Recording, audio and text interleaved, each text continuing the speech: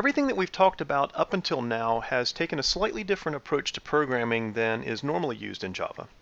So in this presentation, we're going to talk about classes and also about object-oriented programming.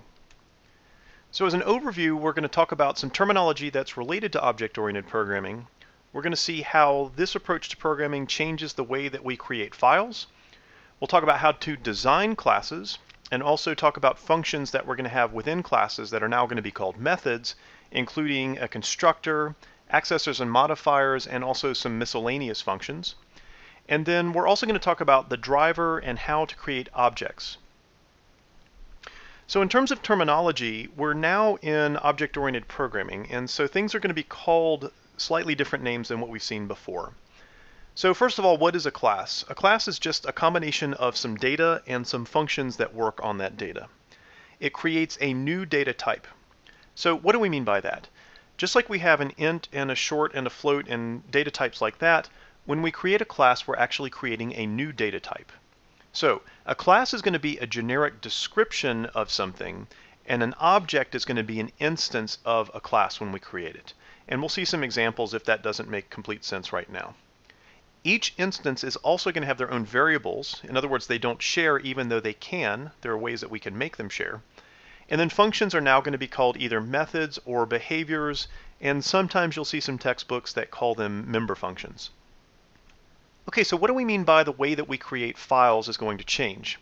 Well, imagine that we want to create a couple of different things. We might create a cat and a dog and a person, and then we also have a file that's going to contain our main code. So everything that's related to the cat, I'm going to put into a file called cat.java. And this is going to contain the complete description of how a cat should behave and the kinds of data that a cat might have. The same thing is true for dog. If I'm going to create a dog, I'm going to put all of the things related to a dog in a file called dog.java. Same thing is true with a person. You get the main idea. Now, what we've created up to this point has been this driver kind of thing, and the driver is going to be where we put our main algorithm.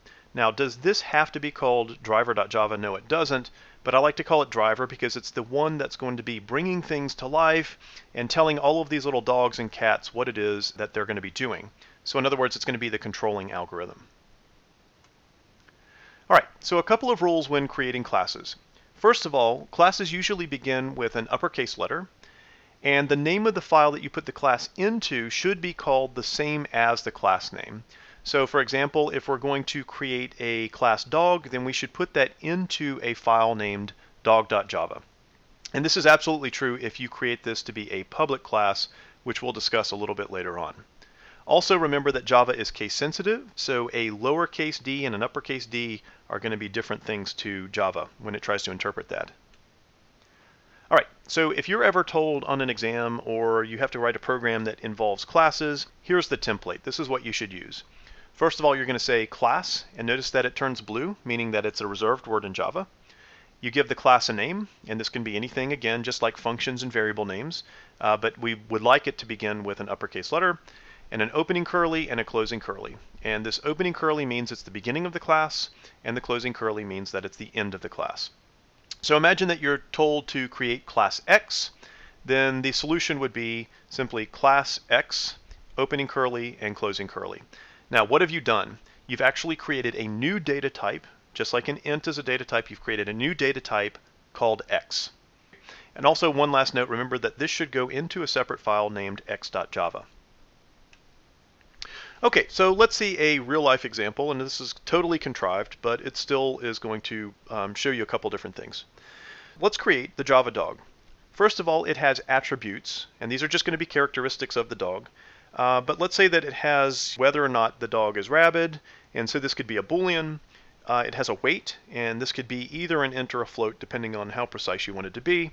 And then also, all JavaDogs have a name, which is going to be a string. We also have behaviors that we'd like the dog to do. We'd like the dog to growl, and we'd like the dog to eat. So these are the steps that I would take. The first thing that I would do is to create the skeleton of the class, and you can see that I've done that right here. I've said class JavaDog with an opening and a closing curly brace. And again, that opening curly brace is the beginning of the class, and the closing curly brace is the end of the class. Now on the inside of this class, we're going to put our attributes, which are going to be our variables, and then we're also going to stub in these behaviors like growl and eat. So step 2, I would create the attributes of the class, and those are just the variables that are associated with the JavaDog. You can see that I've done that here: boolean rabbit semicolon, int weight semicolon, and string name semicolon. And I like to put the variables at the top of the class because those are the things that most people are interested in with regard to a JavaDog. All right, now step 3 is to create a constructor, which is just a special function used to give initial values to all of our attributes. So if you think back, we had 3 different attributes, so we should have 3 different assignment statements on the inside of the constructor. Now the constructor is called when somebody creates a new instance of the class, and we'll get to that a little bit later, but just kind of make this relationship between the constructor and the keyword new. This is also the only function that we have that doesn't follow the mantra, so keep that in mind too, and you'll see an example coming up shortly. Finally, the name of this function has to be the same name as the class name. There's no option there. All right, now when we design the constructor, it's going to vary. Just like when we design functions, there's no hard and fast rules on how to do this. So in this case, we have to ask ourselves a couple of questions. First of all, are all JavaDogs born either rabid or non-rabid? Yes, they are all born non-rabid. In other words, when we first create a JavaDog, there's no way that it can be rabid. Second question, are all JavaDogs born with the same weight? No, they're born with different weights. So we need to mark that down to say we need some information related to the weight of the dog when we're creating this constructor. Third question, are all JavaDogs born with the same name? No, they're all going to have a different name. So if you notice, both 2 and 3 here, with regard to weight and name, they have different possibilities. And because it's a no, then we need information passed in as parameters to the constructor. So let's look at the constructor. And again, this is just my implementation. It could vary if somebody else wrote this. But notice the constructor is, first of all, the same name as the class name. We have class JavaDog, and our constructor, therefore, its name has to be JavaDog. Also notice that we're taking 2 parameters, and we'll come back to that in just a second, but we take in an int and we take in a string. Look at what we've done. We have 3 attributes here, right? Rabbit or not, weight, and name. And on the inside of our constructor, we have 3 things that we've done. We've assigned rabid to be false. So we're saying no matter what, this dog cannot have rabies. Weight is going to get X, in other words, what's passed in as a parameter. And name is going to get Y, the second thing that's passed in as a parameter. So this is just one example of a constructor, and again, it can vary depending on what it is that you're actually trying to do. All right, so step 4 is to relax and take a break, because believe it or not, we have a complete class that we can start to manipulate. So we still have to talk about eating and growling, and we still have to talk about accessors and modifiers, and we'll get to all of that stuff in just a bit. But for now, let's go back to the main algorithm and see what it is that we can do with this new data type that we've created, JavaDog. So looking at the driver, we're really talking about a whole new file. And the driver is the one that's going to contain the main, and it's going to be the controlling algorithm that brings to life dogs, and it starts to tell them what to do. So here's the steps. You typically type in the Java skeleton, which is the public static void main. We create a couple of instances of the class JavaDog, and then we start to tell them what to do. So here's what we mean by that. This again is in driver.java. You can see that we've got class dog driver and our public static void main. So again, main is the entry point of the program. And what we'll do is to create a couple of JavaDogs. Now I like to visualize what's really going on in memory because it's important to see how all of these things relate together. So when I say JavaDog J1, J2, I'm creating 2 instances of JavaDogs. J1 and J2 are called objects. Also notice that this still follows the template for declaring variables. We have our data type, which is a JavaDog. That's our new data type. We have variable name, and then we also have semicolon right here. And notice that I have a comma separating these 2 objects, but that's totally allowed. Now the problem with J1 and J2 is that they're currently dead. Okay, so you can see that visualized right here in memory. Both J1 and J2 are pointing to something called null, which means that you can't use them. They have no memory allocated for them at all. So new is how we bring instances or these objects to life, and it calls the class's constructor. Now remember, we just wrote that constructor, and this is where the initialization of these JavaDogs are going to go on. It also opens up just enough space in memory to fit an instance of that class. So now when we bring to life a variable, it's actually a 2-step process.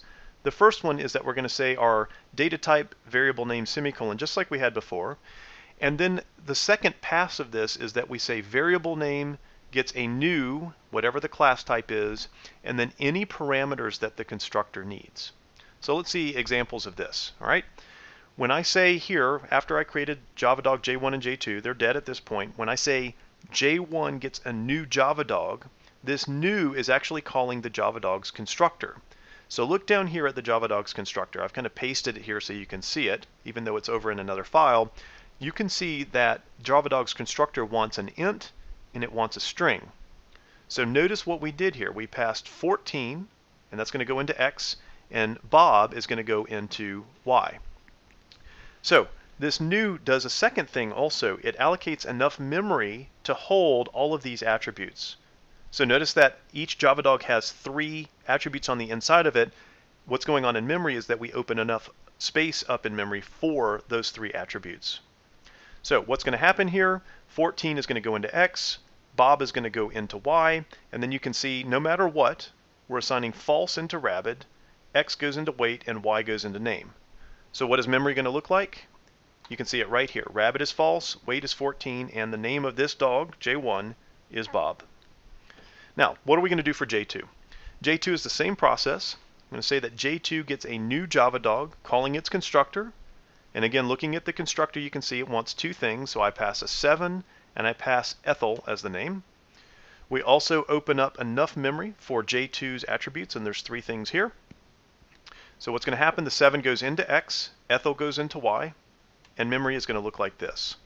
Now notice that J1 and J2 are separate in a sense, that they have their own chunks of memory. Also notice that each of the rabid attributes of J1 and J2 is false no matter what, but everything else is different. Okay?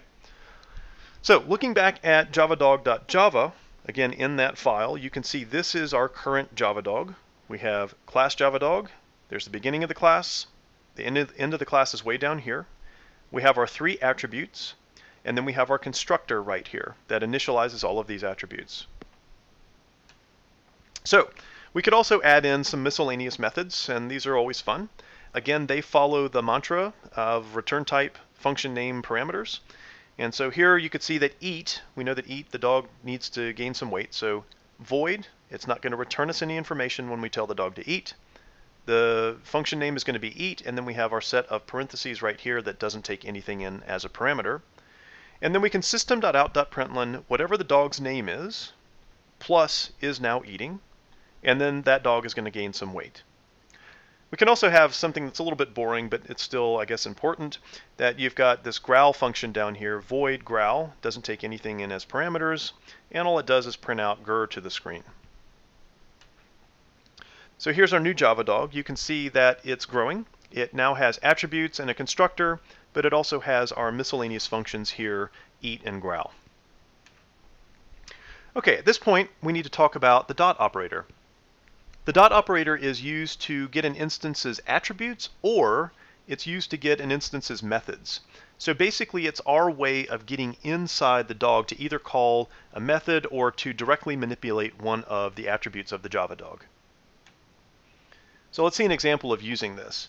Right here you can see in line 1, JavaDog J1, J2. This is the same code that we just saw. We bring J1 and J2 to life right here in the next few lines. And then, this is where it gets interesting. I can say J1.eat. And again, remember that's one of the methods that's on the inside of this JavaDog.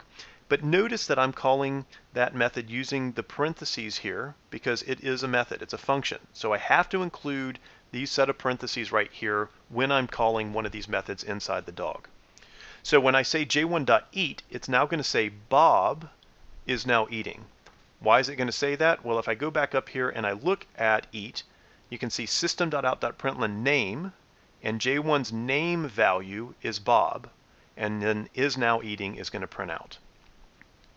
Going a little bit further, I could tell J2 to growl, J2.growl, again a set of parentheses right here with a semicolon, and that's just going to print out grr. If I say J1's name, J1.name gets Fluffy, I'm going to change J1's name to be Fluffy instead of Bob, and so now when I say J1.eat, it'll say Fluffy is now eating. And then when I tell J2 to eat, it'll still say Ethel is now eating. The point of all of this is that they have their own copies of their attributes, of their characteristics. So by changing the name of one, it's not going to change the name of any of the other JavaDogs that we've created. Okay, some professors are pretty strict about this and others are not, but we have accessors and modifiers in Java, and these are special functions to either set a value inside of the class of a particular attribute or to return the value of one of those attributes. And therefore, sometimes these things are called setters and getters. Sometimes they're called accessors and modifiers, depending on which book you're using. So what does an accessor do? It's just a method or a function that returns the value of an attribute. It's a very straightforward kind of function that you would have. It's going to always have a non-void return type, and it's going to always have a return statement on the inside. And we'll see an example here in just a second. Modifier, on the other hand, is a function or method that changes the value of an attribute. So typically what we do is we pass something off to that method so that it can set the value of the attribute to be the thing that we just passed. Typically it has a void return type. And also in general, we have one accessor and one modifier per attribute. So if we were to write an accessor and modifier for the rabbit attribute, this is what they would look like. I might say Boolean get rabbit. In other words, I'm trying to access the value of rabbit. So I would say Boolean get rabbit, pair of parentheses, opening and closing curly braces, but then notice that it's a simple statement on the inside. All I do is return rabbit and followed by a semicolon. Now a modifier, on the other hand, remember I'm trying to change the value of rabbit. So I have a void return type and then say set rabbit, and then I pass it right here a parameter of the value of what I want to change it to. So either like a true or false I would pass off, and it would go in here into my Boolean and then get copied over into the rabbit attribute. So typically if I have 3 attributes, then I would have 6 different functions that are associated with setting and getting back the value of the attributes. And these would go inside of the JavaDog class. So if I was going to use one of these accessors and modifiers, I might do something like this. You can see J1, J2 are brought to life here, and I'm going to change the value of J2's rabbit attribute to be true. And then if I were to system.out.println J2.getRabbit, this would return me a true, and a true would print to the screen. So here's the final JavaDog that we've created. Hopefully you can see how we constructed it, but let's walk through that process one more time. We started out by creating class JavaDog. Here is the beginning of the class, this opening curly brace. Here is the end of the class, way down here.